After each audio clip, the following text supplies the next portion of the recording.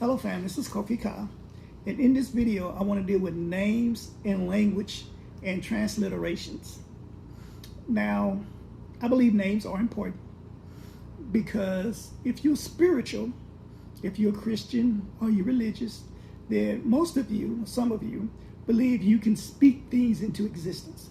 So when you name your child, you're speaking your child's destiny into existence every time somebody calls your child's name.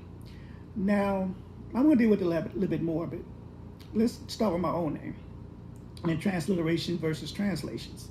Now, for those of you who've been knowing me for a long time, I've been calling myself Ali Yahoo. I no longer call myself Ali Yahoo. And the reason why I no longer call myself Ali Yahoo, because the Bible is a religious book and not a history book. I can no longer with a good conscience teach that the Bible is facts when I know that's not true. Now, if you want to use the Bible as an allegory, as a moral story, and things of that nature, then that's fine. I don't have a problem with that.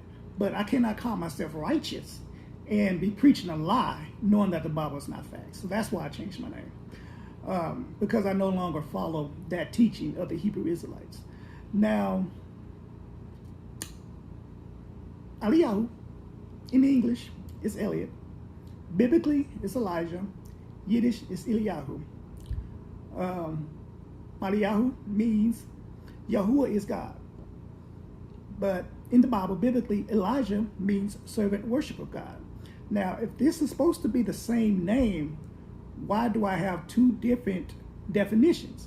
And the reason why I have two different definitions, because it's not a translation. It's a transliteration, which just means they just threw the Bible and just threw some stuff in there. And I'm going to get to that later. Now, matter of fact, I get to it now. You take the word God, supreme being, supreme deity, supreme power, the creator of the universe, the source. Now, God, not Elohim.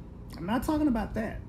I'm talking about the actual word God in the Bible was the deity over fortune and over luck. So that's God. Now, two different definitions, two different meanings. That means there's a transliteration there.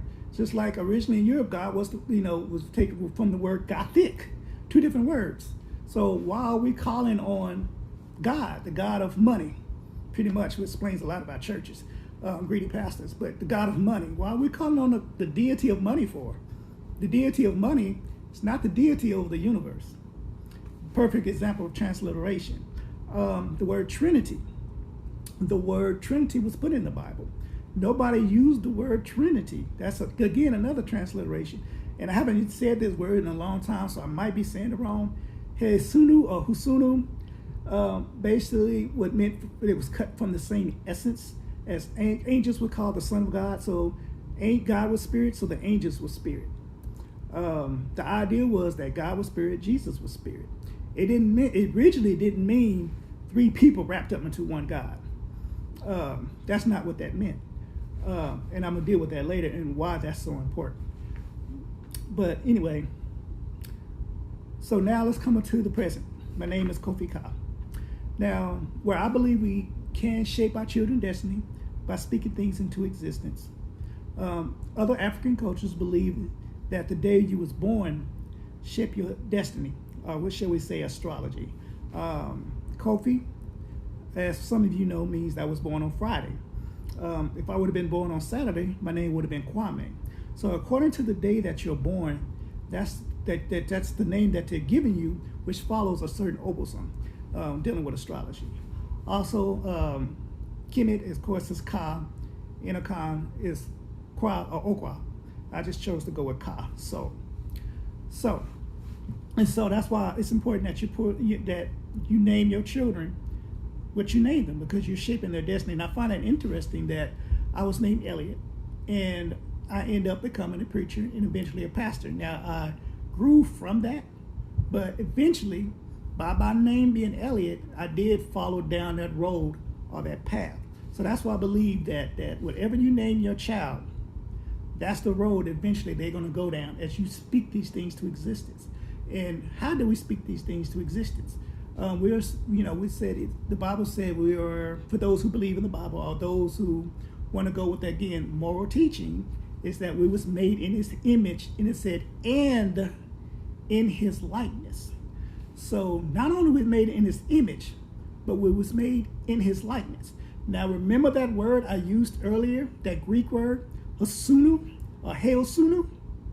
That means we was made from the same essence as God. So when people say that we are gods, that would mean what? We can speak things to existence. According to the book of Genesis, for those who want to believe the Bible are facts, then God spoke the word into existence. He didn't lift not one finger to create anything. He spoke it. So if God spoke things into existence, then that means we can speak things to existence.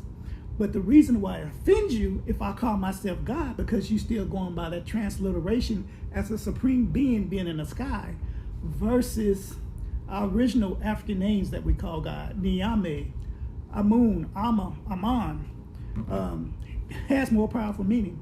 Amen, the hidden power, the hidden power of the universe.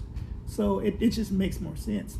So now let's look at the word divine. The word divine means God-like, in the likeness of God, or being God-like. So now when I say I am a divine being like God, that makes a lot more sense than saying that I am a God.